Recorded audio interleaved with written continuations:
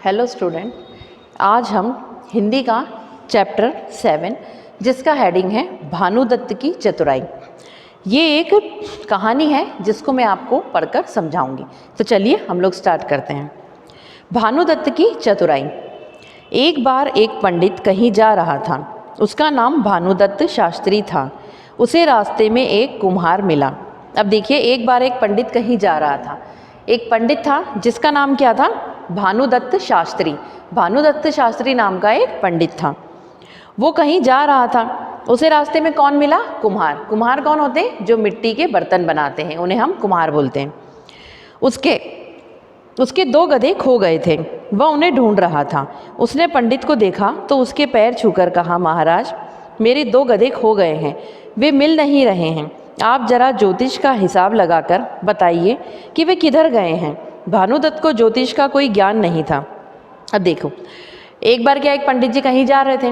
उनका क्या नाम था? भानुदत्त शास्त्री।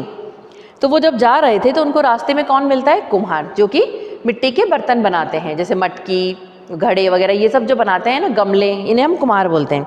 तो कुम्हार के पास क्या होता है? गधा होता है, जिस पर वो अपने मिट्टी के बर्तन लाद के बेचने निकलता है बाजार में। तो उस कुम्हार के 2 गधे थे जो कि खो गए थे, मतलब गुम गए थे, और वो उनको क्या कर रहा था? ढूंढ रहा था। उसने पंडित को देखा। उसने रास्ते में किसको देखा? पंडित भानुदत्त शास्त्री को। तो उनके पैर छूकर, अक्सर लोग किसी साधु संत या पंडित को देखते हैं तो क्या करते हैं? उनके पैर छूते हैं।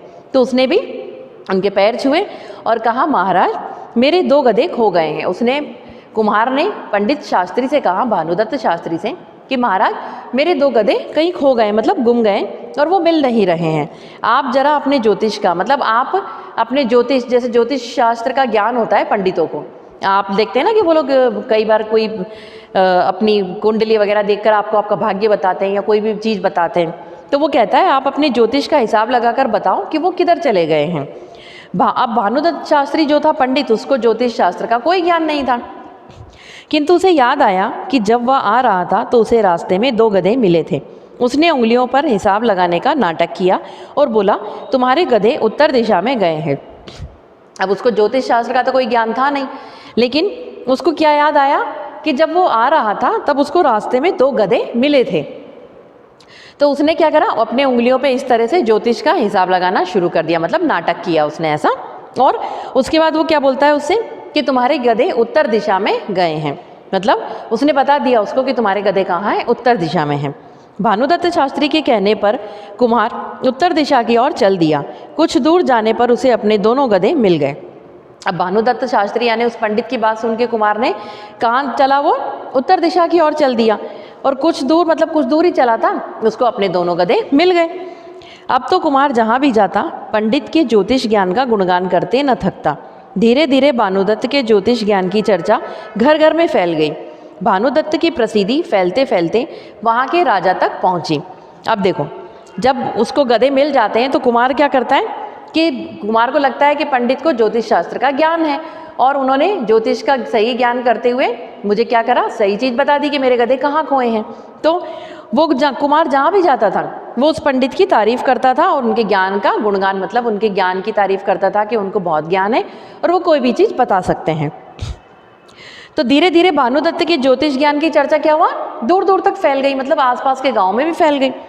अब भानुदत्त की प्रसिद्धि के फैलते फैलते उस जगह के राजा तक भी वो बात पहुंची कि भानुदत्त एक बहुत ही चतुर पंडित हैं। तभी एक दिन रानी का 9 लखा हार गुम हो गया। बहुत खोज की गई पर हार न मिला। तभी राजा को पंडित भानुदत्त शास्त्री का ध्यान आया। उसने पंडित को अपने महल में बुलवाया। अब क्या होता है, राजा के कानों तक ये बात पहुंच जाती है कि एक पंडित भानुदत्त शास्त्री हैं जो कि ज्योतिष शास्त्र का बहुत अच्छा विद्वान है, मतलब उसको बहुत ज्ञान है उन चीज़ों का, और कोई भी चीज़ हो वो झट से बता देते हैं। तो एक बार क्या हुआ कि उसी राजा की रानी का 9 लखा हार, मतलब 9 लाख का हार, 9 लखा हार कहते हैं, बहुत महंगा हार होता है उसे। तो 9 लाख का हार क्या होता है? गुम हो जाता है। तो बहुत खोज, मतलब बहुत ढूंढा जाता है उस हार को, फिर भी नहीं मिलता वो हार। तो राजा को क्या याद आता है कि पंडित भानुदत्त शास्त्री से मैं पूछता हूँ कि वो हार कहाँ खो गया है। तो वो उस पंडित को क्या कहते हैं? राजा के महल में बुलवाया जाता है। राजा ने कहा, पंडित जी, रानी का 9 लखा हार खो गया है, आप अपने ज्योतिष से उसका पता लगाकर बताइए। राजा क्या कहता है? पंडित जी, मेरी रानी का नौलखा हार खो गया है। आप अपने ज्ञान से, आप अपने ज्योतिष शास्त्र हिसाब लगाकर बताइए कि वो कहाँ खो गया है, मतलब उसका पता लगाइए।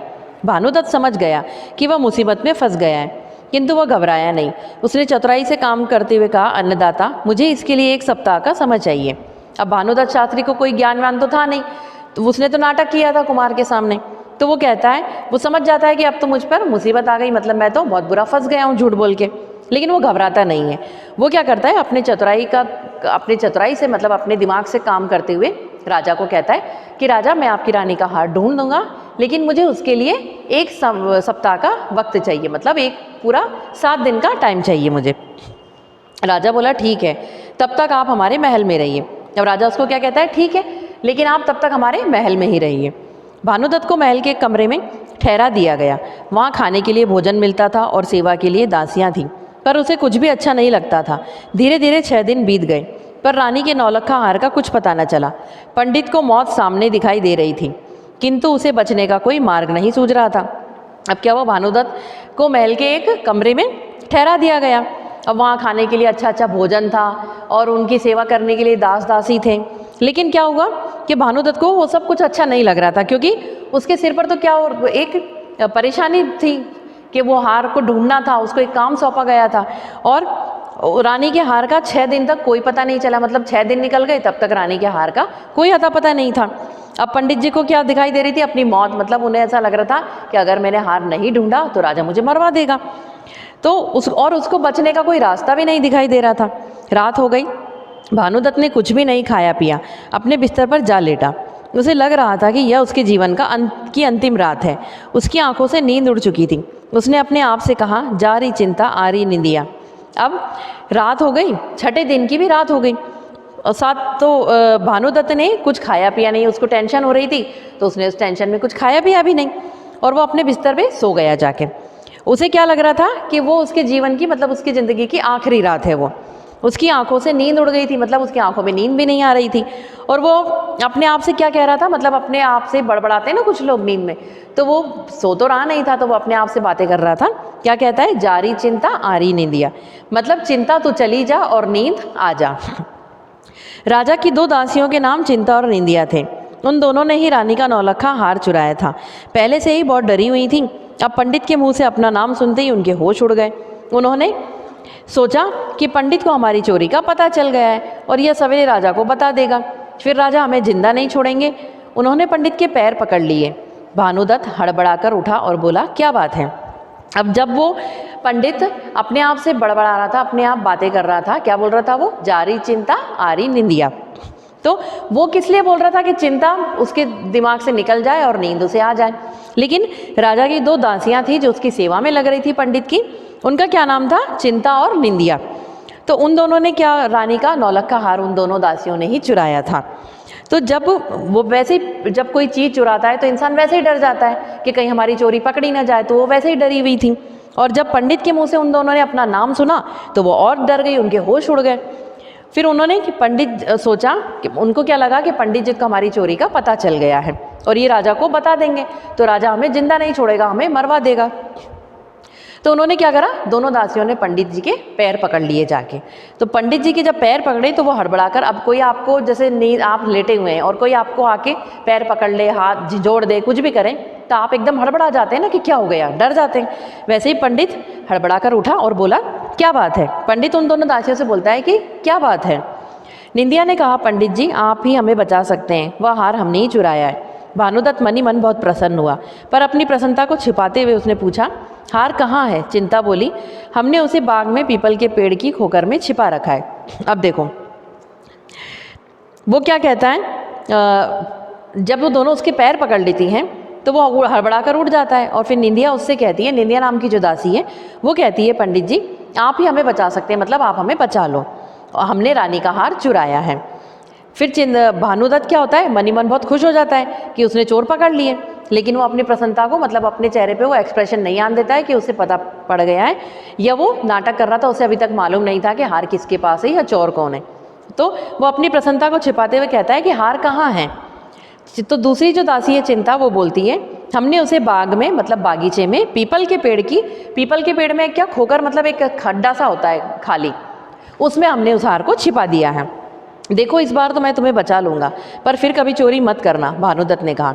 अब पंडित जी को चोरों के बारे में तो मालूम पड़ ही जाता है, तो वो कहता है नाटक करते हुए कि देखो इस बार तो मैं तुम्हें बचा लूँगा, लेकिन आगे से तुम कभी चोरी मत करना। अगले दिन पंडित ने दरबार में राजा को बताया, महाराज मेरा ज्योतिष ज्ञान बताता है कि रानी का नौलखा हार राज उपवन में पीपल के पेड़ पर है।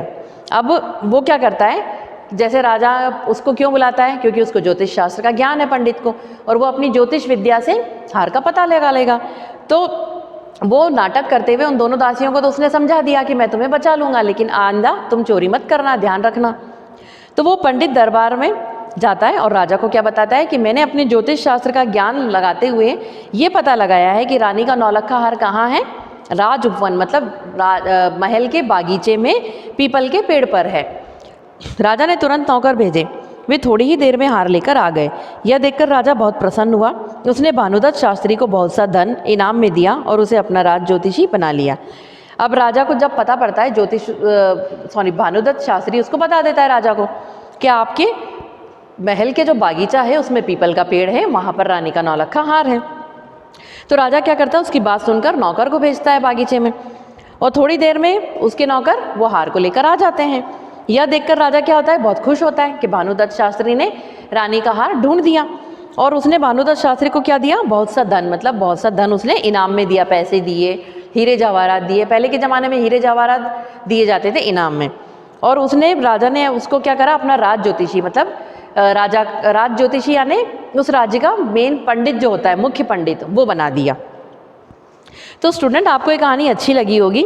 इसमें कहानी में ये बताया गया है कि विकट परिस्थितियों में भानुदत्त को साहस एवं बुद्धि के साथ समस्या सुलझाने के बारे में बताया है इसमें, कि भानुदत्त शास्त्री ने विकट परिस्थितियों मतलब जब हमारे पर कोई परेशानी आ जाती है या हम किसी ऐसी स्थिति में फंस जाते हैं जहाँ से हमें निकलना मुश्किल लगता है, उसमें अब हम किससे अपनी बुद्धि और अपनी चतुराई से काम करें तो हम आसानी से निकल सकते हैं। इस चैप्टर में आपको ये सब समझाया गया है।